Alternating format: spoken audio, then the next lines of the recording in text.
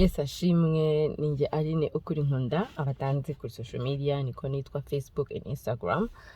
ni so imusanya ngo tuganire ku kintu cyitwa ni guki akenshi ushaka gusanga abasenga bacyennye cyangwa se aribo bacyene kurusha abadasenga ugasanga umupagani arafite byose doko ibintu byose ku maso y'abantu ibintu byose biri kugenda neza ugasanga umukristo uwirwa wiyiriza umva nta katagize nta kiyubaha Imana ari ugasanga niwe usa nk'umukene n'udafite inkweto udafite amafaranga yo kugaburira abana ajya mu munsi tuganire gato ijambo ry'Imana avuga ngo igihe Yesu yagiye mu butayu ari mukawera umujyanyemo tubyumve neza ko ni mukawera umujyanye mu butayu bishatse ngo hari ibibazo ducamo atari satani biducijemo ari Imana itwohereje kugira ngo igire icyo izakora bitewe n'icyo umuntu mushakaho satani agezemo Yesu agezeyo satani atangira kumugerageza mwibuka ko yamugereje inshuro 3 amubwira ati nundamya nungira gute ndaguha isi ndaguha ibi ndaguha power ndaguha imbaraga ndaguha icyo wifuza cyose bivuga ngo umuntu wese ku isi aba yifuza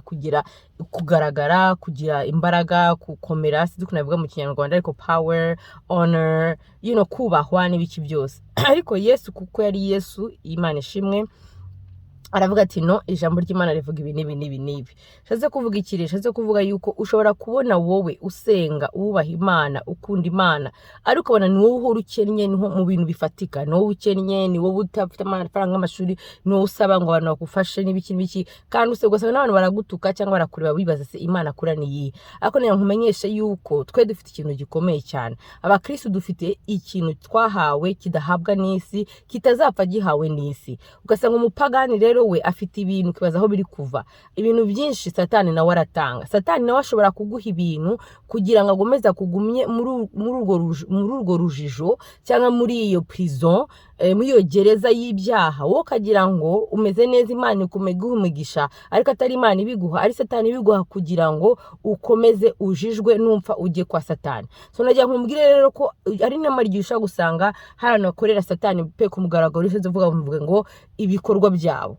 ari ugasanga hejuru banditse ngo Imana ishimwe ngo God first ariko akenshi ntago ari Imana ibahaye ni satani rero ntukarebe ngo abantu b'abanyabyaha bafite ibintu bujuje ibintu wowe ugire ngo ni Imana ikomeza kubaho umugisha ariko na satani nawe akomeza atanga kandi bivuye kwa satani byose no muvumo nubwo biza bisa neza bigaragara ukuntu ariko nagiye nkubutse kuba bitavuye ku Mana wowe usenga wizera Imana twahawe ikintu gikomeye aribwo gakiza twahawe ubuzima bugingo buhoraho rero ntikugiranye n'abanyabyaha ahubwo wowe ukorera Imana ukomeza usenga kandi yubaha Imana izatwishyura igihe kigeze God bless you.